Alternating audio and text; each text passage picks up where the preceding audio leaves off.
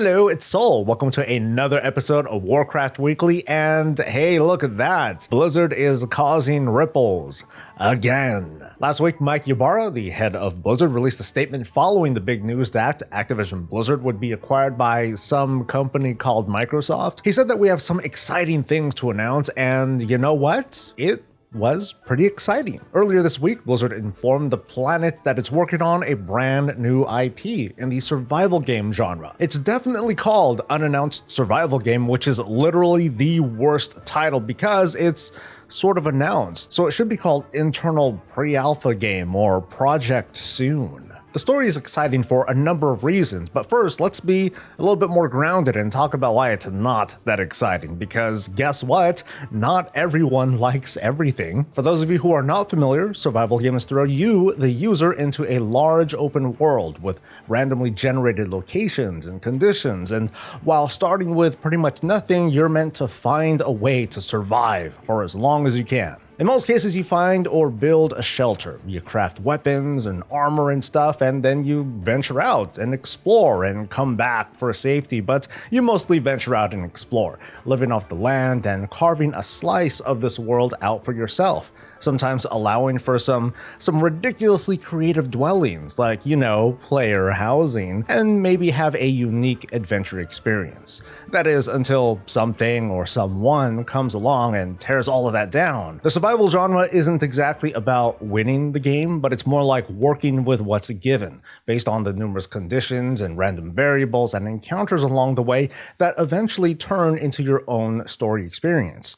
Now, personally, I'm a big fan of the survival genre, but there are many variations of this concept too. Lots of ways to experience this, like, is it going to be a top-down game? Is it going to be a first-person or a third-person perspective? And notably, are there going to be solo offline options or multiplayer online options? People watching this channel probably enjoy MMORPGs to a certain extent, but within this audience, not everyone's a fan of digital card games or first-person shooters or RTS games. I'm not surprised that not everyone is excited over another survival game, notably one that is most likely going to take place online. Survival games are a bit notorious for being a bit lawless and very unwelcoming for newer players or players who aren't very assertive online. Like, who wouldn't get frustrated, right? After spending hours and hours getting your stuff together only to have a crew of jackasses harvest you for resources.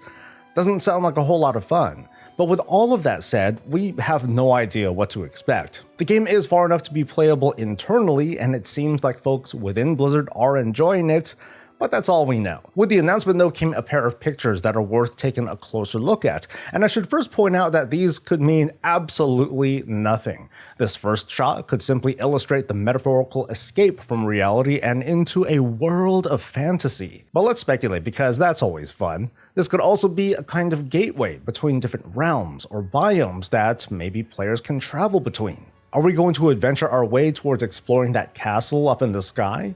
Is that castle going to be a focal point that players are going to be fighting over? Or maybe did a player build that castle, and these two players here are traveling from their modern realm or whatever and into this magic and fantasy realm? Is it possible that these two players are scouts for a possible invasion of said realm, or are they seeking refuge after being stripped of everything but the clothes on their back? There's just lots of possibilities to get excited over. And now for the next shot. Someone here is apparently tracking someone else's movements. The glowing footsteps indicate that this hunter-looking person can see what can't easily be seen. This person is exploring ruins based on the overgrowth and the broken building. But was this building generated by the game, or did someone build it? Is this overgrowth an indication of time, or is it evidence of nature spells that brought down this building of stone? That means this could have just happened, and this person is looking for their target who's on the run.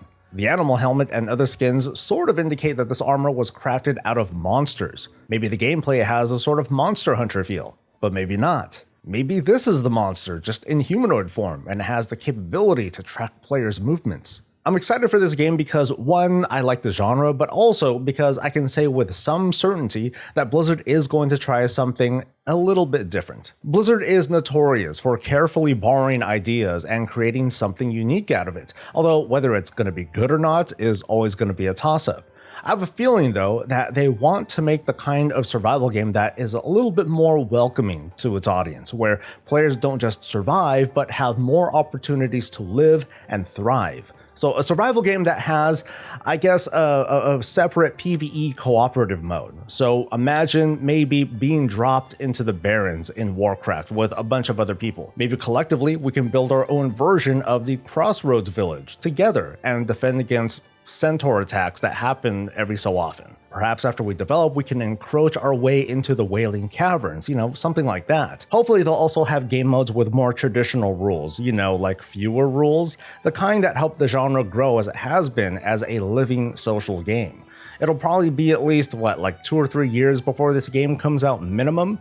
It doesn't even have a working title yet, but I've at least got to acknowledge Blizzard for being confident enough to announce that they're working on something that they intend to release. They screwed up with Titan, a high-profile scrapping of a game that wasn't even announced yet. Unfortunately, at least the way I see it, the wrong lessons were learned, and later they screwed up a few years ago by not saying that they were at least trying to work on Diablo 4 regardless of its actual state. I think it's thanks to that lack of announcement that led to the poor reception of Diablo Immortal's announcement, more so than the actual game being talked about. With a different approach like this, with this unannounced survival game, and the usual haphazard nature of survival games anyway, I gotta wonder if Blizzard is gonna, try something really different and maybe do an early release of this game and just run it as a beta, meaning that they can put it into players' hands sooner than soon. It does sound crazy, but because the survival games are very, very player-driven, I'm gonna consider that a possibility. A small possibility. For now though, that's where we're at, and this is probably the last we're going to hear about this game for a while, but feel free to share your thoughts on this one. This week, Phase 3 of the Burning Crusade Classic launched, and just a few hours later, it exploded in mid-air as top guilds annihilated the Mount Hyjal and Black Temple raids. By the time of this writing, hundreds of guilds have cleared all of Phase 3, and by the time this video is published, it's gonna be a heck of a lot more. It's safe to say that if nothing else, the first few days of a new phase are extremely healthy. Never mind that this is old content, it's just great to see people enjoying themselves, right? Now, quick reminder, this is Phase 3 out of 5 in the TBC Classic timeline. Phase 4 is going to add Zul'Aman, which will be, exciting. And then Phase 5 will end the Burning Crusade with the Sun Bowl raid and Kill Jaden.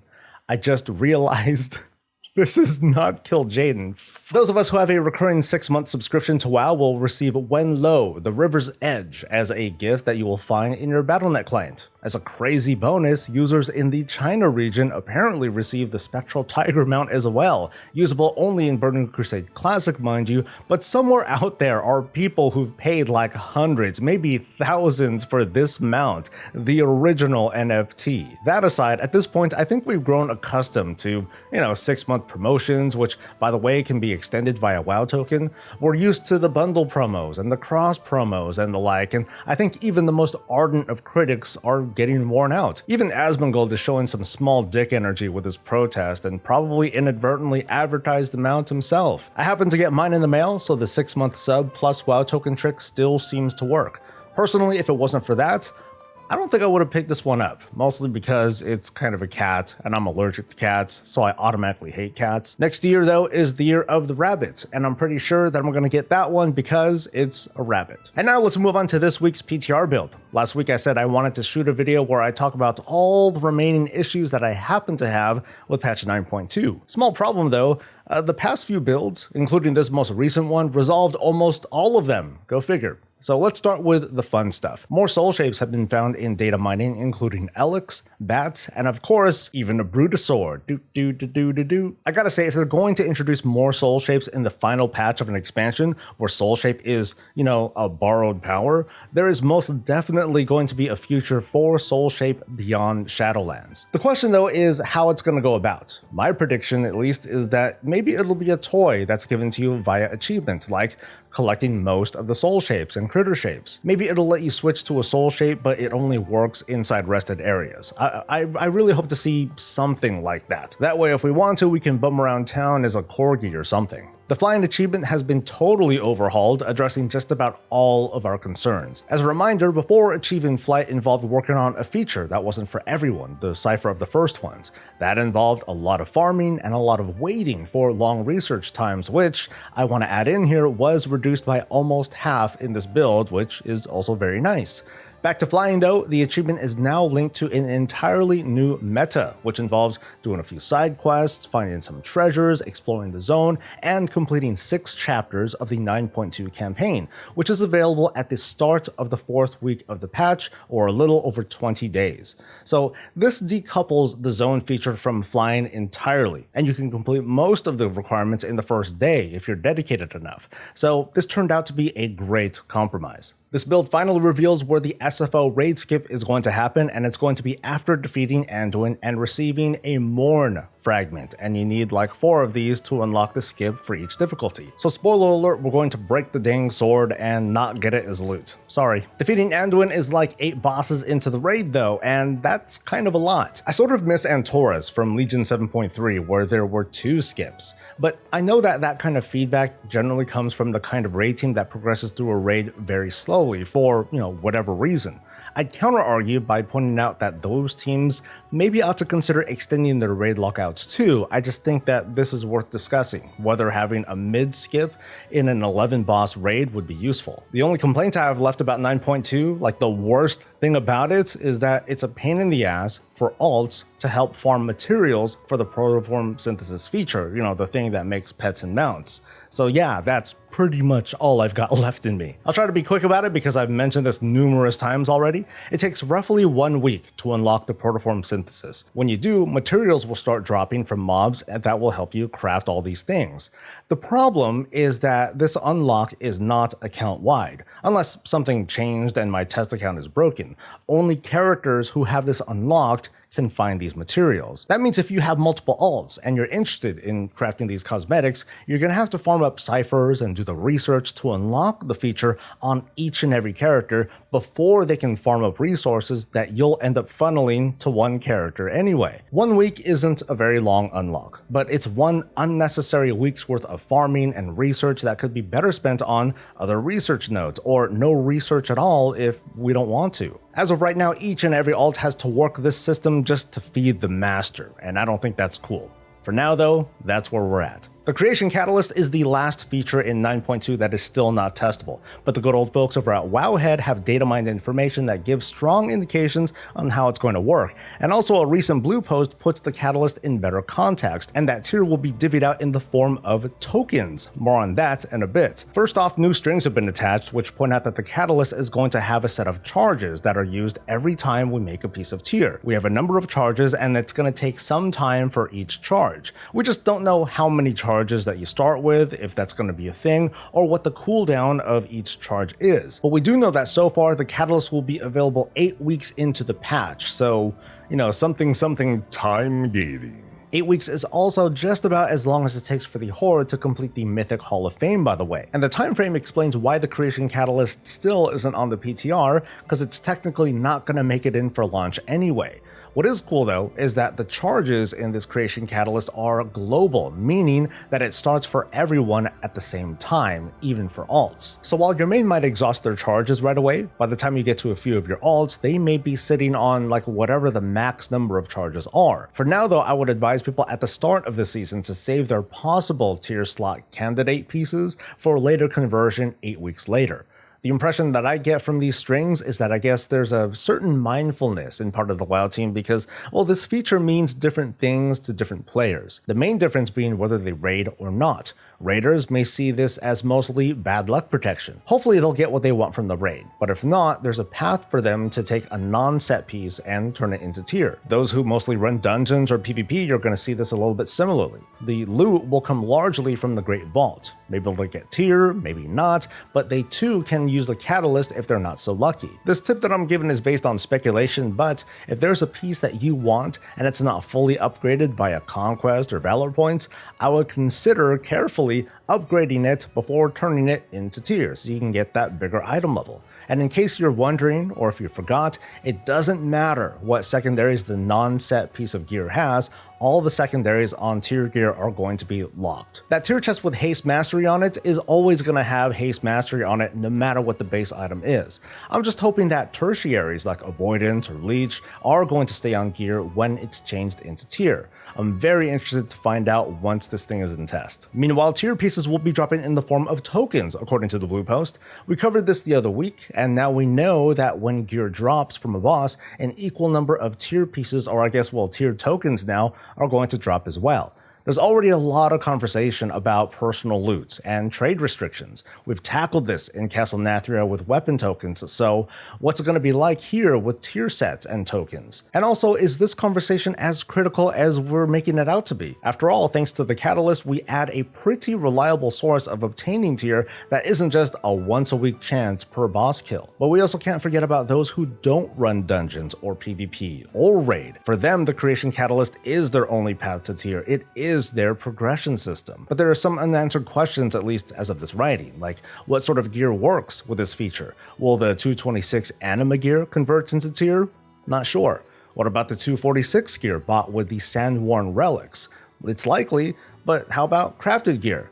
Not so likely. Having to wait 8 weeks to use the catalyst for the first time is gonna kind of suck, but a player ought to have pieces ready to convert once it is available. I also think it's pretty fair to see charges on the catalyst, because it curbs players from being able to complete their set in just one sitting of the first time it's available, but it also gives some flexibility in case 1 week you might have 1 piece to upgrade, or another week you might have 0, but a third week you might have 2. I think the most important takeaway from this is that this is the first time tier gear is, by design, meant to be accessible for everyone. I mean, yeah, there's a discussion to be had over who gets it faster and should we feel bad about it. But when I think back to previous expansions, I recall the griping over PvPers being forced to raid in order to have the best PvP set.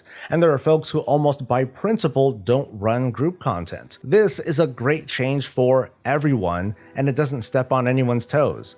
Another important takeaway too, it's good to see this much communication coming from the WoW team lately. We're hearing a little something every few days, and while some topics like weapon tokens have been spicier than others, it's made for some really good discussion. Other developers have been given their chance to speak up, rather than us waiting for months and months for big senior developers or the game director to stick their necks out. It's not a very high bar to hit.